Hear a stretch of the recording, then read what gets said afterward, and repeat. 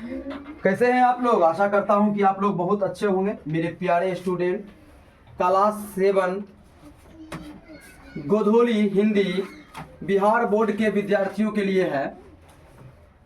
इनके लेखक है रामविलास शर्मा और शीर्षक का नाम है परंपरा का मूल्यांकन। परंपरा का मूल्यांकन। और इनके लेखक का नाम क्या है? रामविलास शर्मा, जिनका जन्म जो है 10 अक्टूबर 1912 ईस्वी में हुआ था। कब हुआ था? 10 अक्टूबर 1912 ईस्वी में हुआ था। ठीक है। अब इसमें जो है प्रथम प्रश्न है कि परंपरा का ज्ञान किनके लिए सबसे ज्यादा आवश्यक है और क्यों? जो लोग साहित्य में युग परिवर्तन करना चाहते हैं, जो लोग लकीर के फकीर नहीं बनकर रूढ़ियों तोड़कर क्रांतिकारी साहित्य की रचना चाहते हैं, उनके लिए परंपरा का ज्ञान आवश्यक है। नहीं समझा? पहले ही समझो, लेखक का जन्म कब? 10 अक्टूबर 1912 को। 1912 में अंग्रेज होगा मेरे देश में कि नहीं होगा? वो तो 47 में गया था मेरे देश को छोड़ करके। तो उस समय के ये लेखक हैं और उस समय इन्होंने परंपरा का मूल्यांकन लेकर कहानी लिखा। इस कहानी के अंदर परंपरा मतलब क्या होता है? जो हमारे पूर्वज लोग कर करके आते हैं, उस चीज को देख करके हम लोग को जो सीखते हैं। ठीक है। तो वो लेखक बोलते हैं कि जो लोग लकीर के फकीर करना चाहते हैं, रूढ़ियां तोड़ करके क्रांतिकारी साहित्य की रचना चाहते हैं, उनके लिए परंपरा का ज्ञान आवश्यक है। क्योंकि परंपरा के ज्ञान से प्रगतिशील आलोचना का विकास होता है। परंपरा का जब ज्ञान लीजिएगा तो आपको क्या होगा? क्या कहता है, क्या लिखा हुआ है? प्रगतिशील आलोचना का विकास होता है। यानी मतलब लोगों के प्रति जो है सो प्रतिद्वंदिता का विकास होते चला जाएगा, आलोचना बढ़ते चला जाएगा। ठीक है। परंपरा मूल्यांकन में साहित्य के वर्गीय आधार का विवेक लेखक महत्वपूर्ण मानता है। यानी कितने वर्ग में है ये, इसको क्या लेखक महत्वपूर्ण मानता है? तो परंपरा के मूल्यांकन में साहित्य के वर्गीय आधार का विवेक लेखक महत्वपूर्ण मानता है। ये बात सच है, क्योंकि साहित्य की परंपरा का मूल्यांकन हेतु प्रथम उस साहित्य का मूल्य निर्धारण आवश्यक है जो शोषक वर्गों के विरुद्ध श्रमिक जनता के हितों में प्रतिबद्धित करता हो। मजदूर जनता की, गरीब जनता की, श्रम मतलब मजदूर। तो इस तरह का बात जो है सो एकदम सटीक आंसर है, 3-3 लाइन का है। मस्ती में इसको एकदम नोट कर लीजिए और याद कर लीजिए। ये इससे आपको एग्जाम में बिल्कुल काम आएगा बाबू, नहीं तो बहुत परेशानी होने वाला है। वीडियो अगर अच्छा लगे बाबू तो लाइक सब्सक्राइब तो करना ही नहीं भूलिए, और उसके बाद थोड़ा सा शेयर भी कर दिया करिए। ठीक है, धन्यवाद।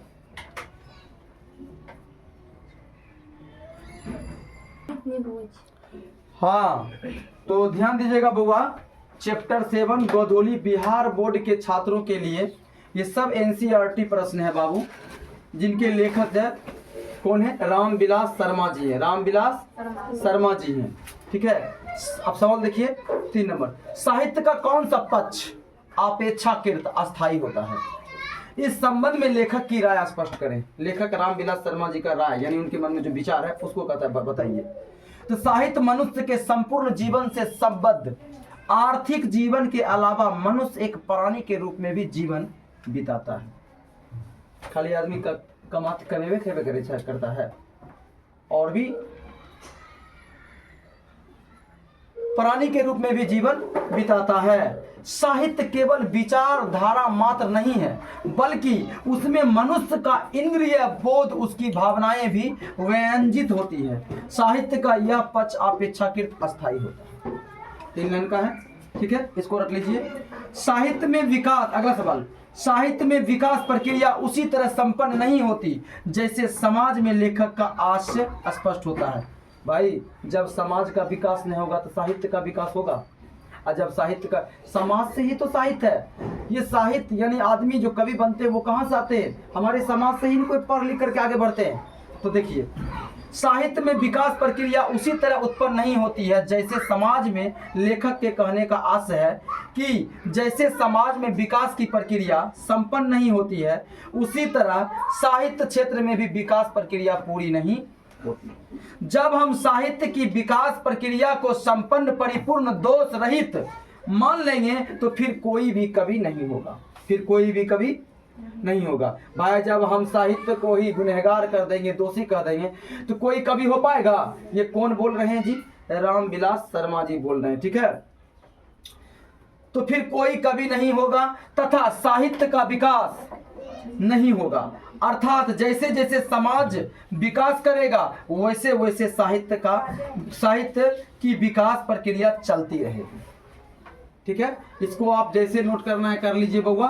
और ये सब सवाल जो है सो आपको एग्जाम में एकदम संपूर्ण रूप से एकदम याद कर लीजिए, आएगा ही आएगा। और इससे एक नंबरिया भी सवाल पूछे जाते हैं, तो आप इसको जो है सो नोट कर लीजिए।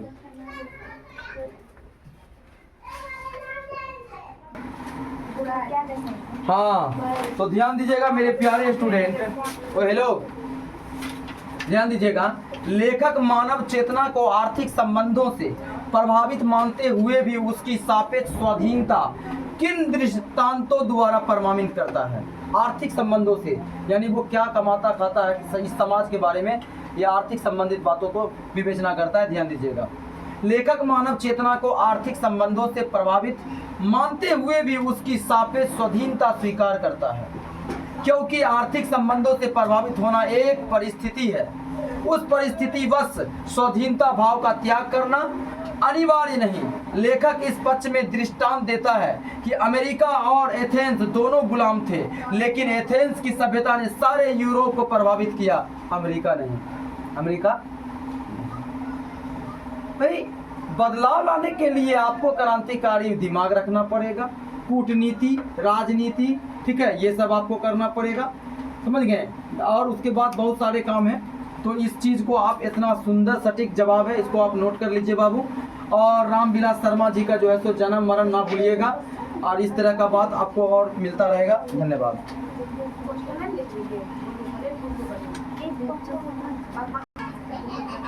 देखिएगा मेरे डियर स्टूडेंट, जातीय अस्मिता के लेखक किस प्रसंग उल्लेख करता है और उसका क्या महत्व बताता है? तो देखिए, जातीय असीमता का उल्लेख लेखक साहित्य के विकास प्रसंग में करता है। उसके महत्व को बताने के लिए लेखक का कहना है कि साहित्य के विकास में प्रतिभाशाली मनुष्य की तरह जन समुदाय और जातियों की विशेष भूमिका होती है, क्योंकि यूरोप के सांस्कृतिक विकास में जो भूमिका प्राचीन यूनानियों की है वह अन्य किसी जाति का नहीं। हमारे देश में सभी जाति मिल करके हमें आज़ादी दिलाया ना भाई। तो उसी तरह से ये सवाल का जवाब हो गया। क्या हुआ, कुछ बोल रही हो क्या?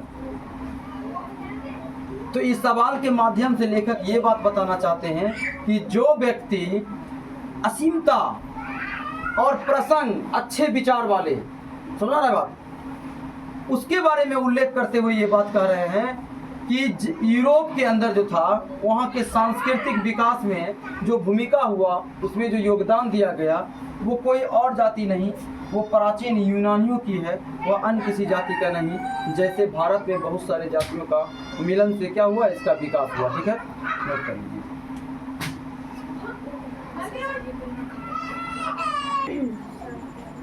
देखिएगा, फिर से क्वेश्चन है इसमें, एनसीईआरटी प्रश्न है बाबू, ध्यान दीजिएगा।